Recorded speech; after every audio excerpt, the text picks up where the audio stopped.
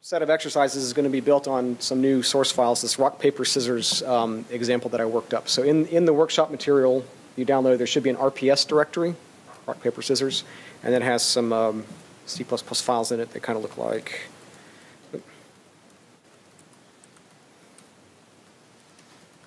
rps.cpp, and it's got a bunch of code in it already that we're going to kind of bit by bit move into Python. You don't have to memorize this stuff right now. So everybody's got that, I assume. Yeah, if you had the hello world, you should have RPS. It's really simple. It just pits players against each other, and they play rock, paper, scissors, and it counts statistics and things like that. So, right. So the first thing we need to do, this is just to get the ball rolling, is make a new module in that rps.cpp. Make one called RPS. Just put this at the bottom of the file, the Boost Python module, because we're going to start exposing bits and pieces of all that code into Python as we go. So first thing to do is go ahead and just get the module in there.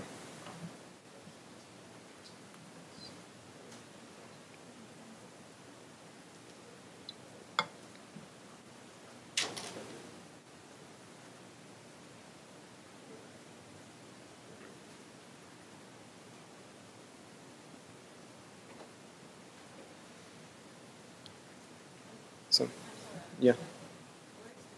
This isn't, there's a directory called RPS, and there's a file called rps.cpp in that directory. Yeah. And just, yeah. So hopefully that doesn't take long. It's got, okay, so one last, yeah, the phase we're in here is we're open up rps.cpp and add a module definition to the bottom of that. So, okay.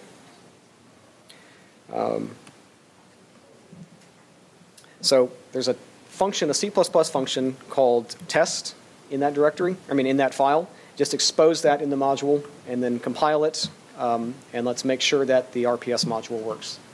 So I know this is a bit slow paced. I wanted to keep things a bit sort of even keeled and steady. So this is nothing you haven't done so far. Just expose the test function like you exposed the greet function before, and then import the RPS module and verify that it does the right thing.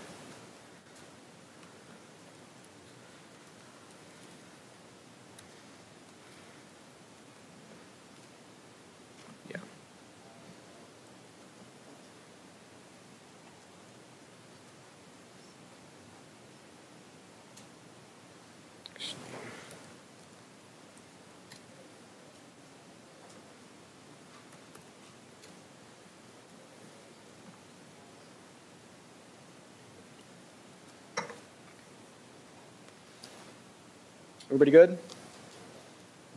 Okay. Now add a num rounds argument to the test function. The basic idea here is that the test function creates two players and makes them play rock, paper, scissors against one another, and it should be pretty obvious how it works. So just add a num rounds argument to the function so that you can make it play a certain specified number of rounds rather than whatever I have it hard-coded at. I've used a very long explicit type name, this size type, but you can use int if you want. It's probably just fine.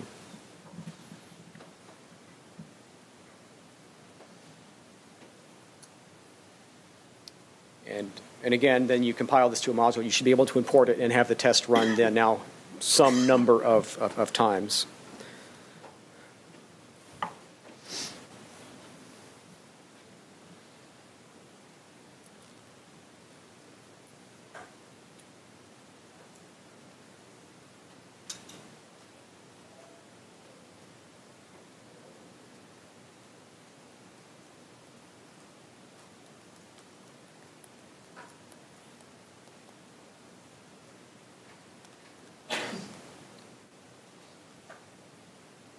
Any questions, problems? Okay. And finally, it's really simple. Add a default number of rounds. Add a default value to that argument. I should have just had you do all this in one sweep now that I am speaking it out loud, but we're going to get to default parameters here in a second.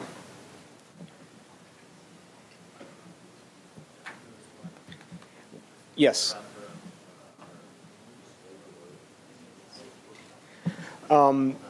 Not really, no.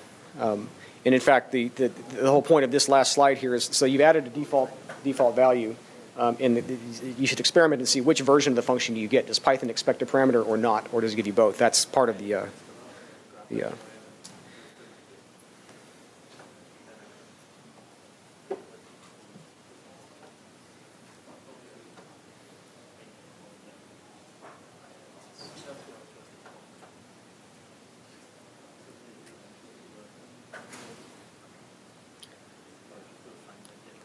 So has anybody added this value and recompiled it and then run it in their REPL?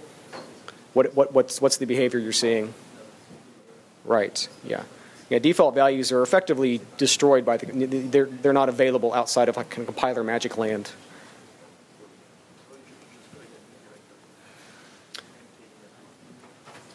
So default argument values. How do we handle default argument values?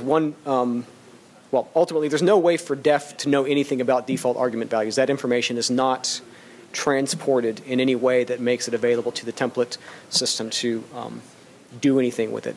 So the basic trick, it's not even a trick, the basic technique is to write wrapper functions around functions that have default values to activate those default values. So in this case here, we see we have a function f with a parameter x, default value of 3. And then we create a wrapper function f0, which just calls f with no parameters, thereby using, of course, the default value. And then a neat trick, though, I mean, a really neat feature of Boost Python is that in the module definition here, you see we expose both f and f0, but we call them both f. And Python figures out which one to call. Or actually say Boost Python figures out how to route that call properly. I haven't looked into the mechanics or the generated code or anything of how this works, but it does work. So this is ultimately how you deal with default argument values is you create a family of wrappers to help you deal with them. Yeah?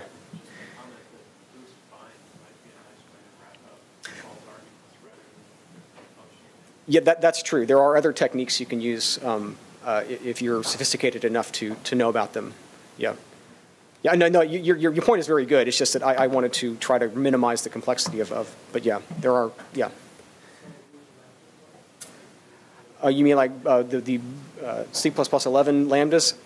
I have no idea. I haven't tried them. I don't know. I mean, I haven't tried them with this system. I don't see why not.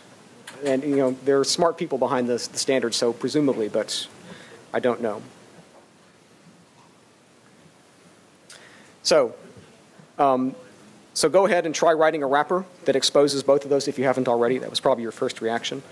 But yeah, go ahead and wrap up test with a test0 or whatever kind of function you want and expose both of those with the same name in your Python module definition.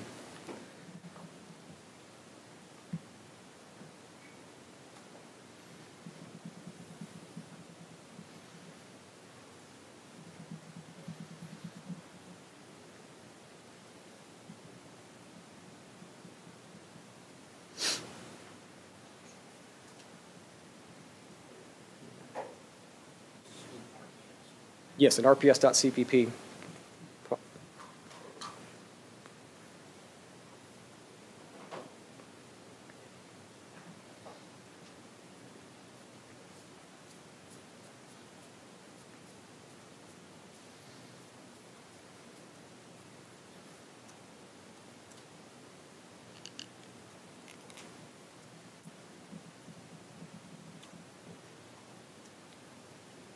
Okay, everything going smoothly? Okay, let's move on then. Oh, if I'm going too fast, let me know. Oh, okay, I'm sorry. Just throw something at me if I'm speeding ahead. Something soft at least. But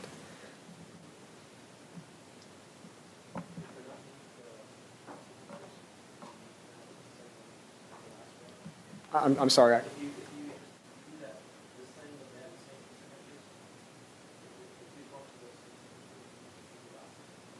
That's a really good question. I don't know. Yeah, so if you expose two functions with the exact same signature, with the exact same Python name, what happens? You know, I bet you're right. Probably the last one is all the Python's doing is calling to death.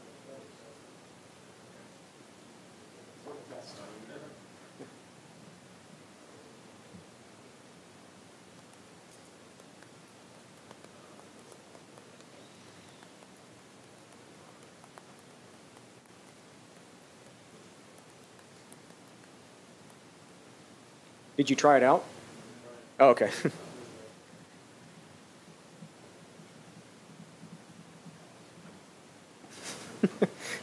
What's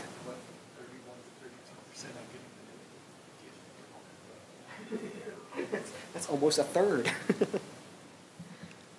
It's amazing how slow the internet is here, because you'd think that UT would have just like fiber this big. You know? The wire is. It's the oh, it's just overloaded. Okay. Okay. Okay.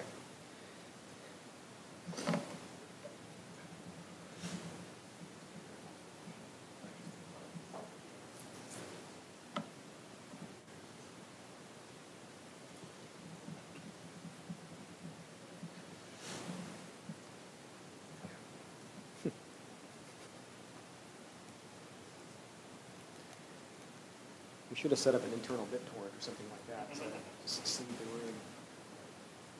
Although I guess if it's wireless, it wouldn't have fixed anything. It would just brought it even to more of a call.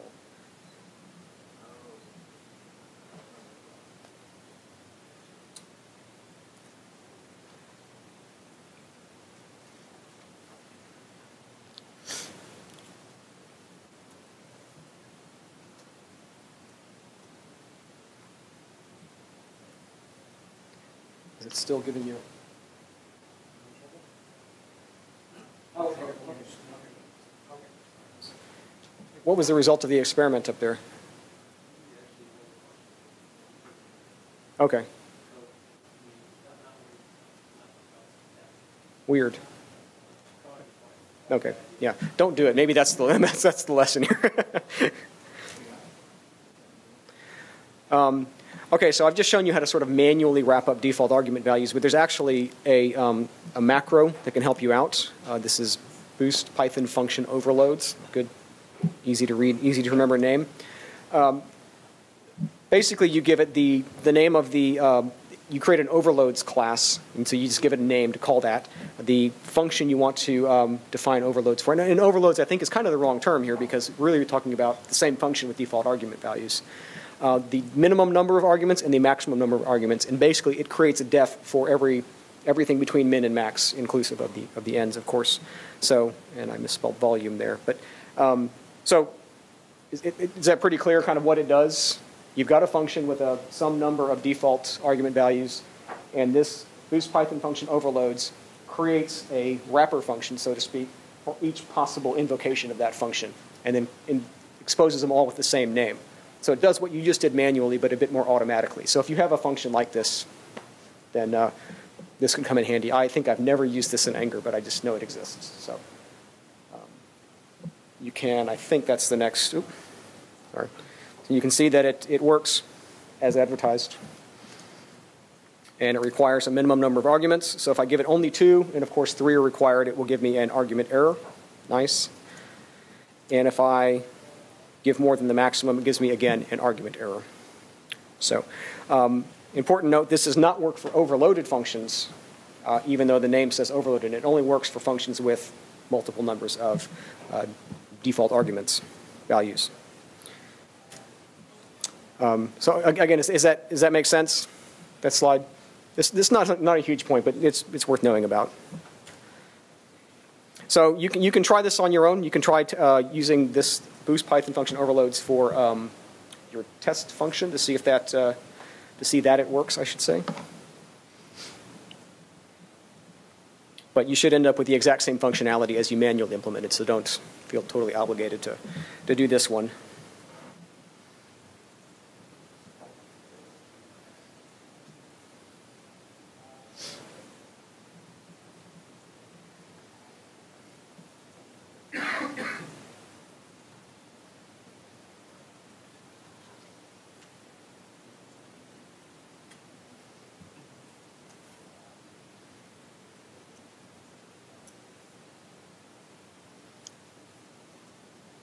Yeah?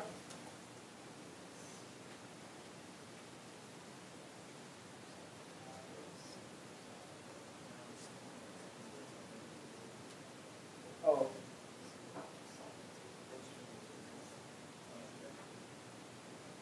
So, yes, the first step is to add arguments to test, which is the number of rounds.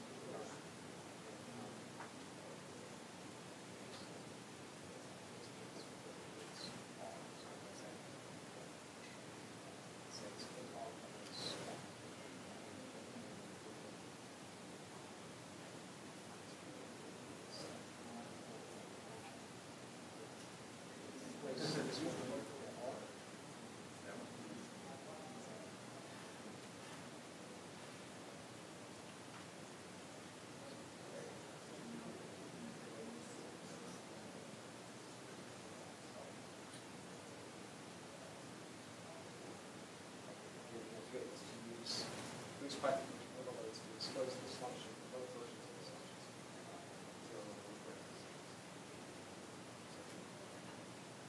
So yeah, outside of that logic test, it just adds.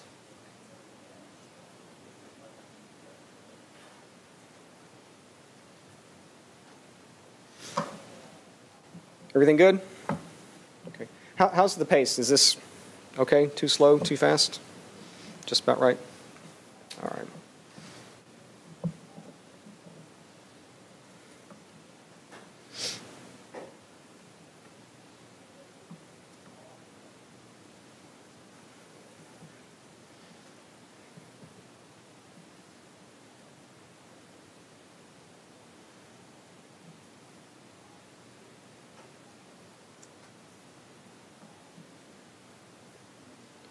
Okay, I'm gonna move on, but we'll come to a natural breakpoint here. Well, actually, I guess that was the natural breakpoint. So let's give it a few more minutes, and then we'll move on to classes, the next kind of big topic.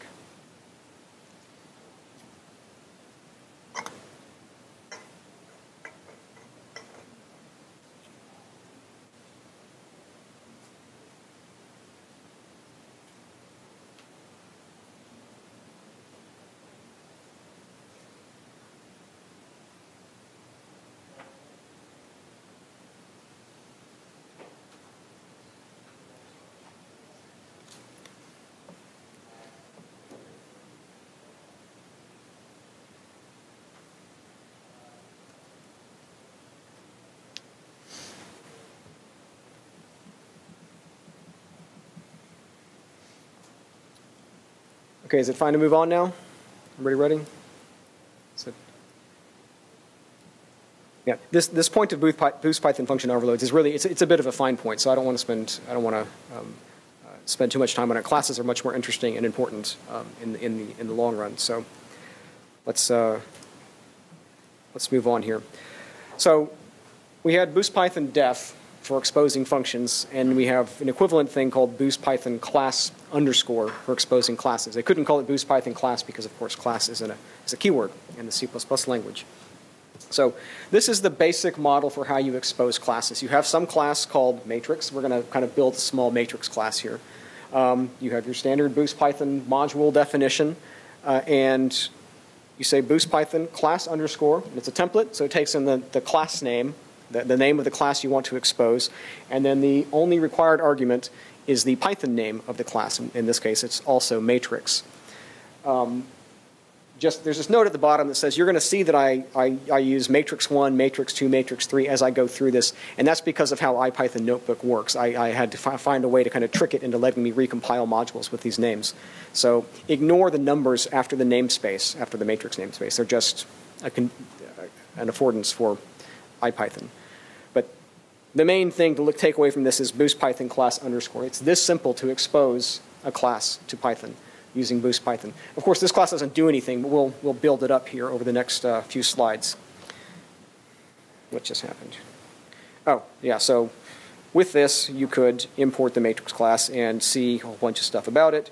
All the boilerplate of a class, all these dunder things, dunder functions, and dunder names. Do people know the term dunder? Yeah, dunder for double underscore. That's Pythonese, if you're cool. Yeah. It's 1,000 times easier than saying underscore underscore del adder underscore underscore. Yeah. So dunder. If you don't like it, too bad. I'm making it stick. I developed the if you know the website Pluralsight, I developed their Python course, and we had to find a way to say this 1,000 times, and so dunder is what we stuck with. Right. So I thought I had a try it there for that, but we'll get to it in a second. So the basic thing to remember, of course, again, boost Python class underscore square brackets, the angle brackets, class name, then the Python name. Very, very simple.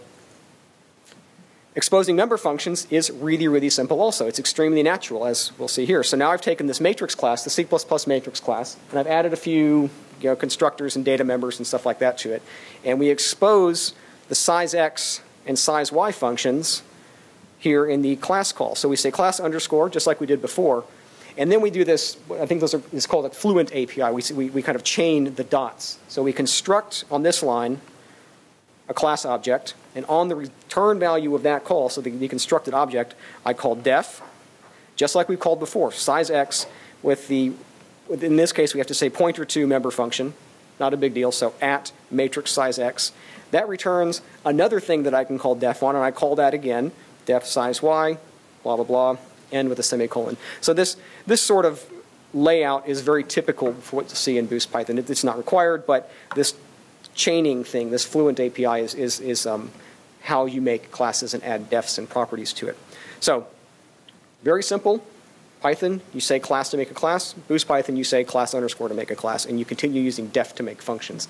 This is one of you're starting to see the alignment of the languages here now. We're writing Python as close as we can write it in C++ here. There's very little syntactic space between the languages when you use Boost Python. That's one of the joys of it. You don't have to think about, I hate the term, but the impedance mismatch between the languages, which is an incorrect but accepted term.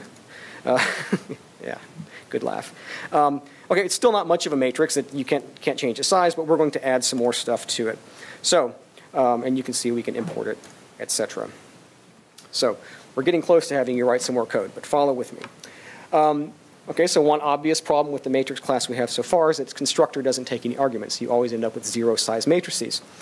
The way to add constructors, it's a bit of a confused landscape, but if you only have one constructor, you pass this Boost Python init to the call to class underscore, and we'll see it in a second. It makes much more sense when you see it.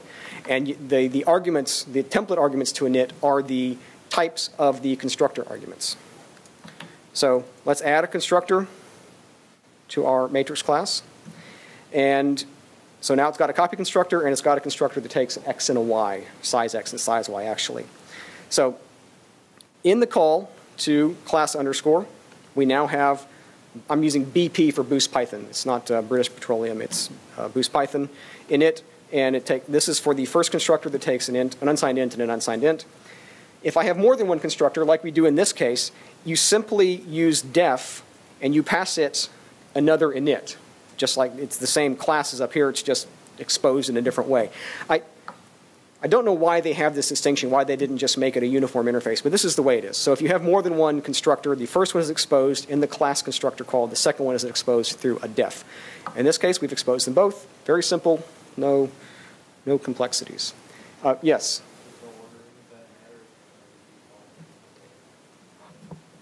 I don't think so. There may be corner cases or edge cases where there's some confusion, but I've never run into them, or they've never been a problem. But it's worth experimenting with. Good question. But everybody kind of gets it. You use a init for constructors, and that makes sense because what is the constructor, so to speak, in Python? It's dunder init. So here we see Python rearing its head again in our C++ code. And we can see that this works. I can import the matrix and I can construct it with 2 arguments and print them out. Everything works great. I can use the copy constructor and I get exactly what I'd expect. So you get a really good simple exposure of these classes into Python. So, oh, I thought you had a question. Okay. So here we are. We're going to now have you write some code to expose the random class. So in that rps.cpp, you'll find a class called random, which is a subclass of player. It's just one of the players that we've defined in the game. And I want you to expose that into Python using what I've just shown you.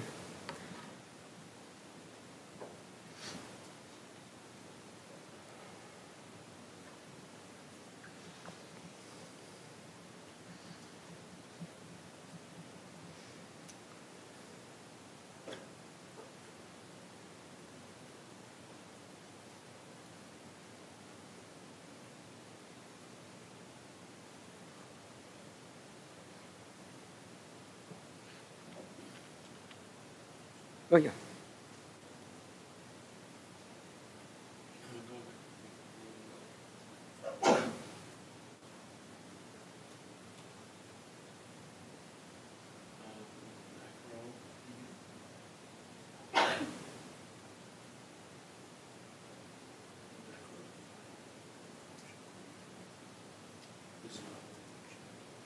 So here you this first part you did, and that's what needs to show up here.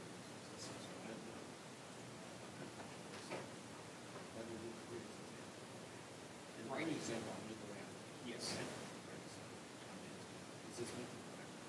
It does. It creates all the wrappers.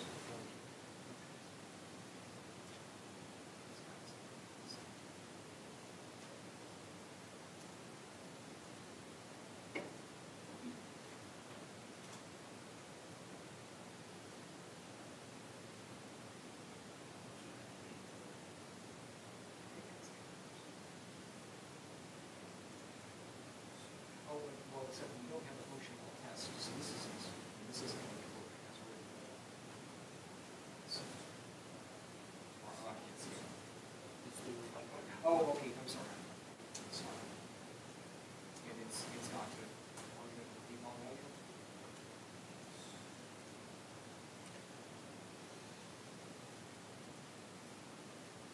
Okay.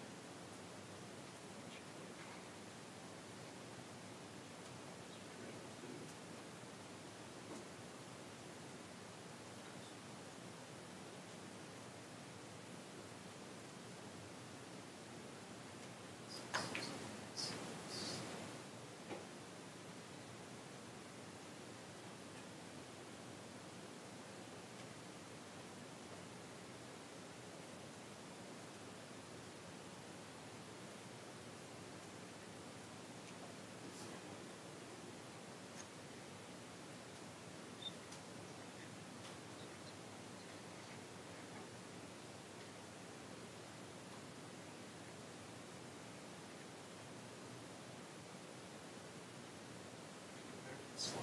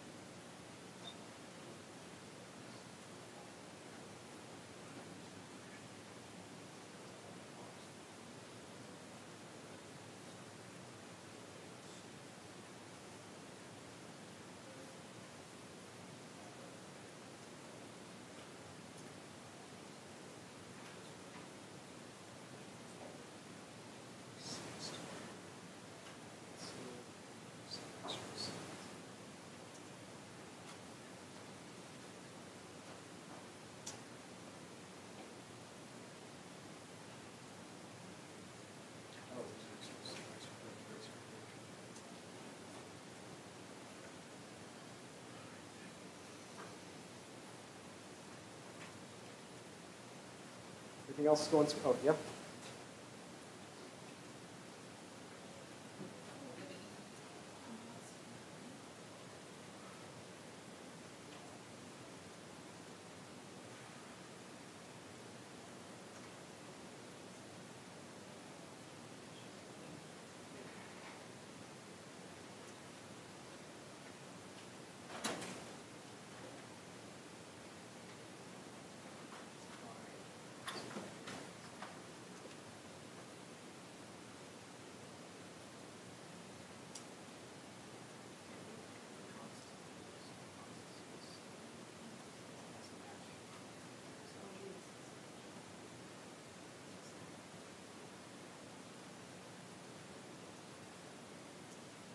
Everybody else good? Okay. Right, so hopefully everything works. Everybody's got their class exposed. Do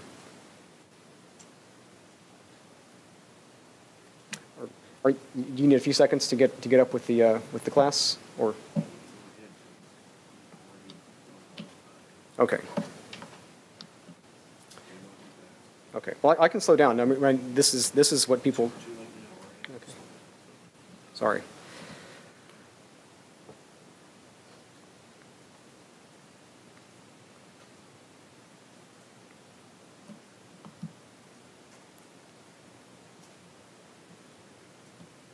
Yeah.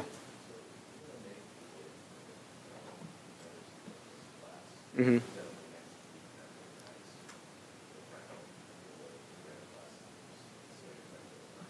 Uh-huh.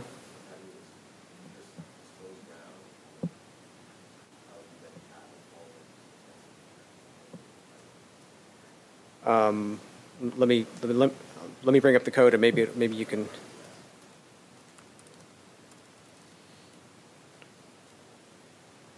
Okay, so okay, so say the question again, and I'll. Okay, we'll expose next move as a function, but that's going to happen later because right now we don't know how to expose the move enum, for example. There's a couple of things in vectors, for instance, so there's some polish we need to add to the system, but it can be done. Okay, yeah, just didn't know how to do anything with vectors and stuff. Is it still?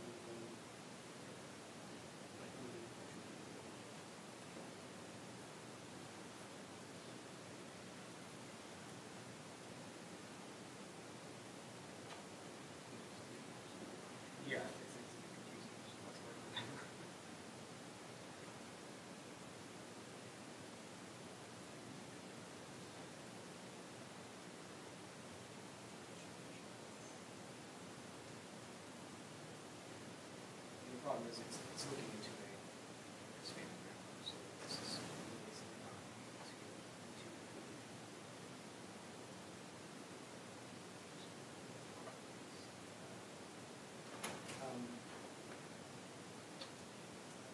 not if you comment out zero exposes, just maybe that no, it'll comment out the two.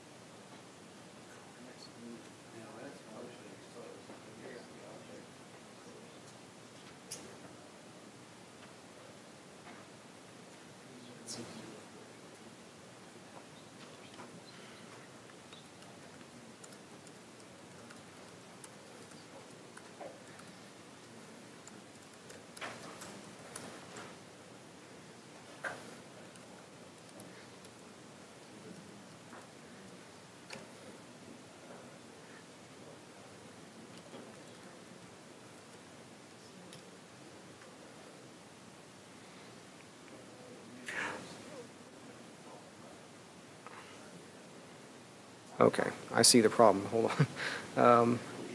Yes, I may have left out an important.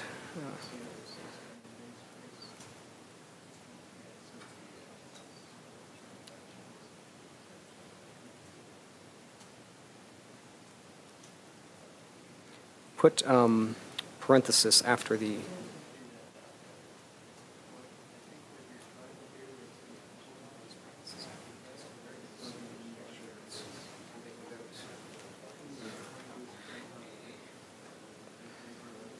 Yeah, that's my mistake. I'm sorry. Well, the.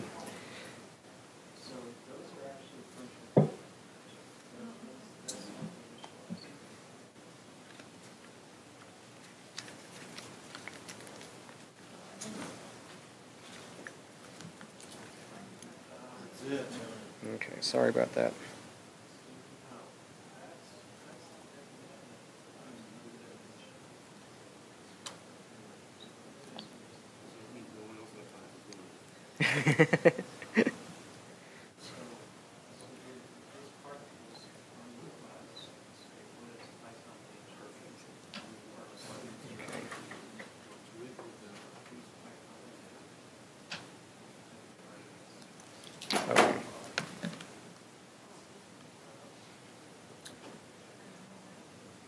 Okay.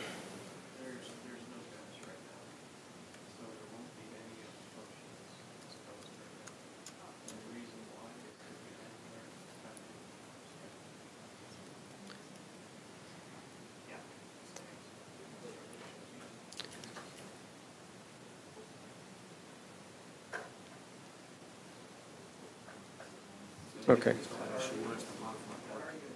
RPS.cpp, yeah. Yeah.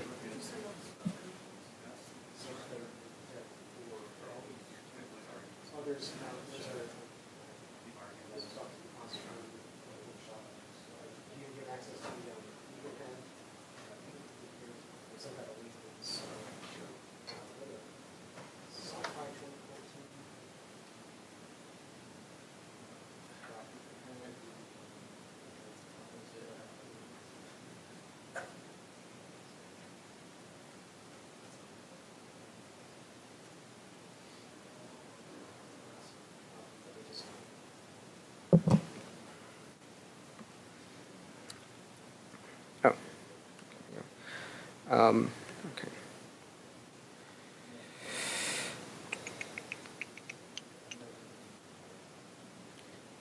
Oh, come on. Okay. If you go to this,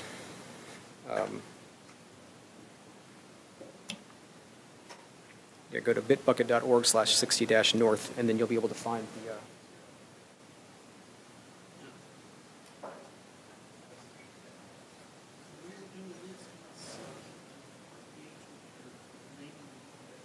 Oh no, don't worry about matrix. That was experimental.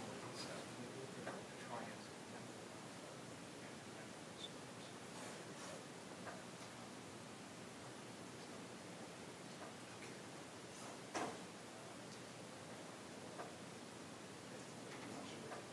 That is.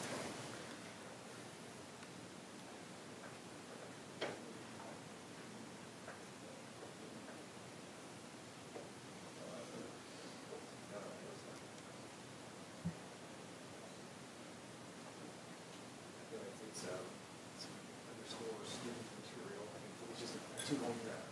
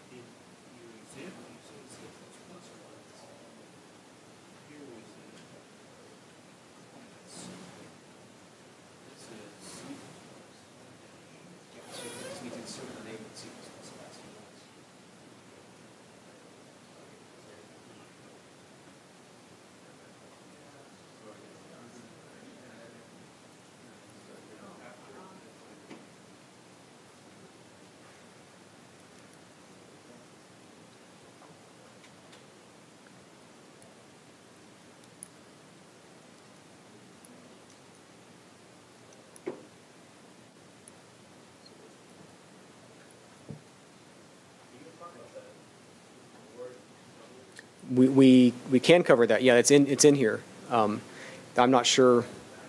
Yeah, and if we don't cover it, just grab me later and we can go over it. But it's in the slides.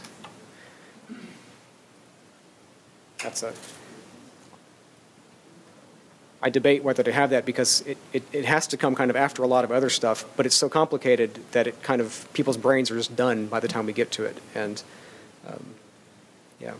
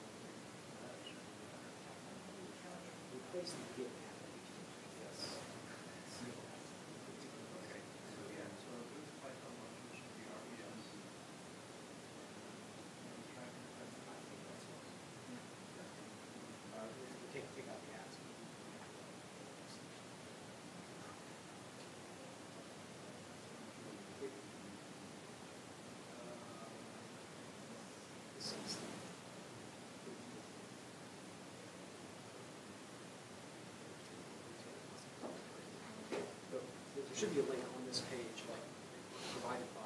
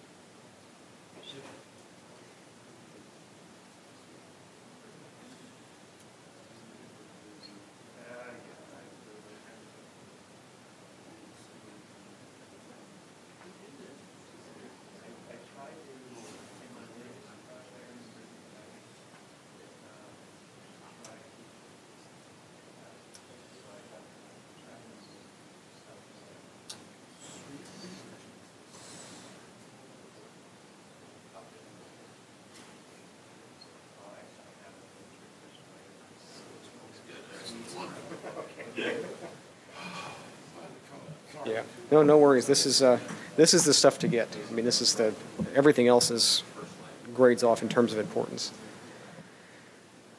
Okay, I think we're all on the same page now. So let's move forward just a bit, and then get to the end of classes here in not too long. So the next thing that's important to know how to expose in Python, because you want Python code to behave like Python code and work like Python code and be idiomatic, is you want to be able to use properties. So adding properties using Boost Python is really, really simple because we have this thing called add property. So here's how that looks. I'm going to invent a new class here, entity, which you construct with an ID and a string, and it has functions for getting its name and setting its name and getting its ID. So a very simple class. Don't need to really pay attention to how it works. If I want to expose ID, I want to expose it as a property in Python, so I can use add property. This is a function on the return value of the class underscore template, the class underscore constructor. It's just like def. It's just like def or any of the other things that you can chain onto classes. So you say add property, the Python name you'd like to expose it as, and the first function is a getter function. So this is what Python's going to use to get the value when it's accessed as a property in Python. So ID is constant. We're saying it's constant for entities. Excuse me. Name is a bit different. Name we want to expose as a read-write property. So we want them to be able to read it and also set it. So in that case, you use add property with 3 arguments. The name, in this case, name.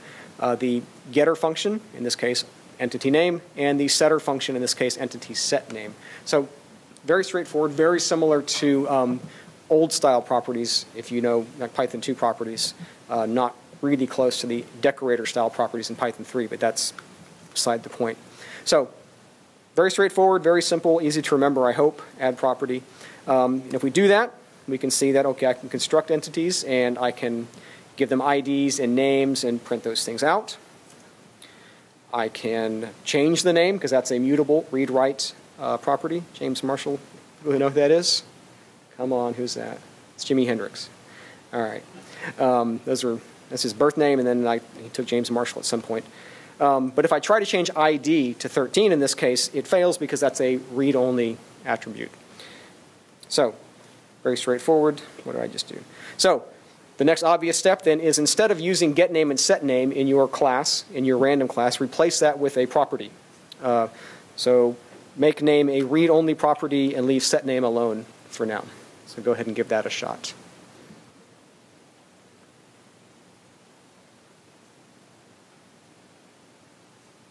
And you can expose setName if you want. You know, you've seen how to do it, so feel free to try it. So you've exposed the class random, and you've exposed name and setName functions in it, I believe. Or maybe we haven't. I don't remember exactly what's going on here, but we're going to expose those now using properties. So create a property called name and use the entity name get function. Sorry, the random name function.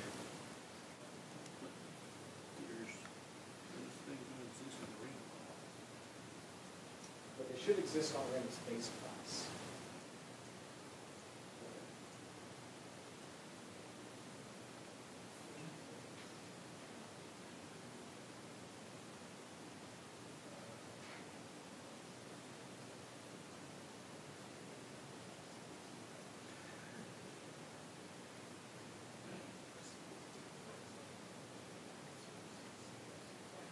Yes.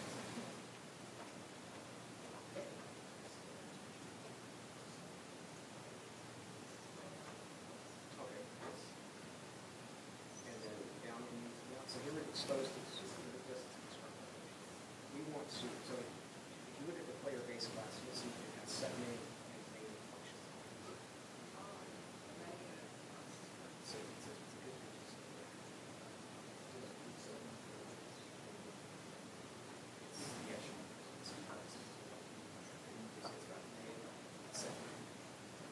what you want to do is create a property on the class you expose. The property is going to be called name, and its getter function is going to be this. So, does that make sense? Set name we're not going to worry about right now. Just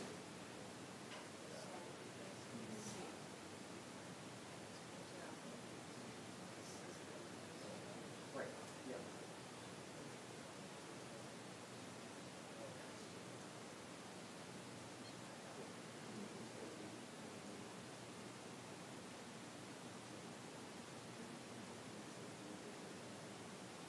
I'm sorry, say that again. Okay, just see make file those.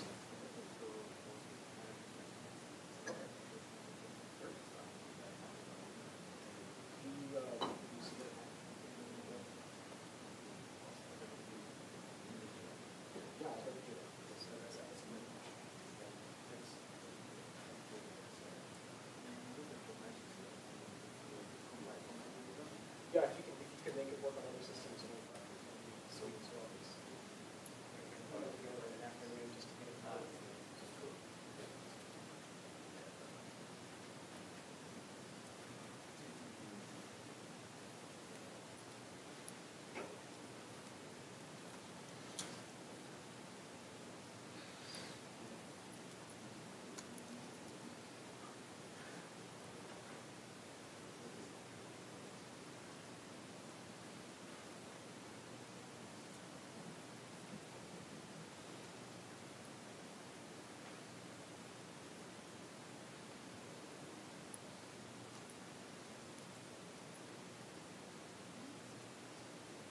Yeah. Function goes to take iObject and like unwrap or wrap them easily, like something just under that API. So you want to be able to get access to the Pi object pointer itself? Yeah, if you want to like easily wrap string or wrap bigger, and then you can like easily do all the conversion without really on the C, it looks like it's looking at it. So you mean, so coming from Python into C++, somebody has this way.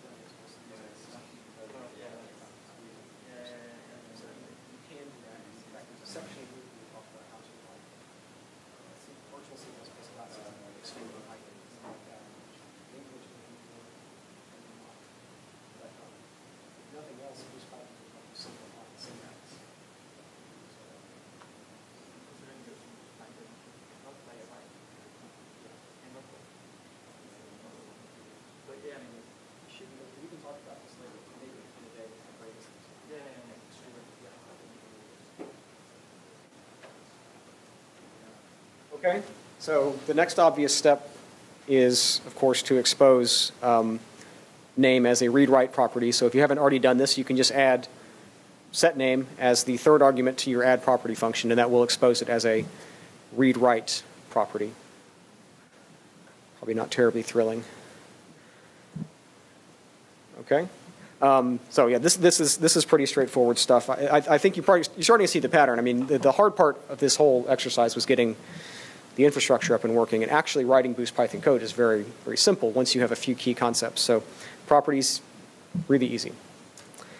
Why don't we take an official break here, though? I think energy levels are kind of low, and we can regroup in about 10 minutes. Does that sound all right? All right. Yeah.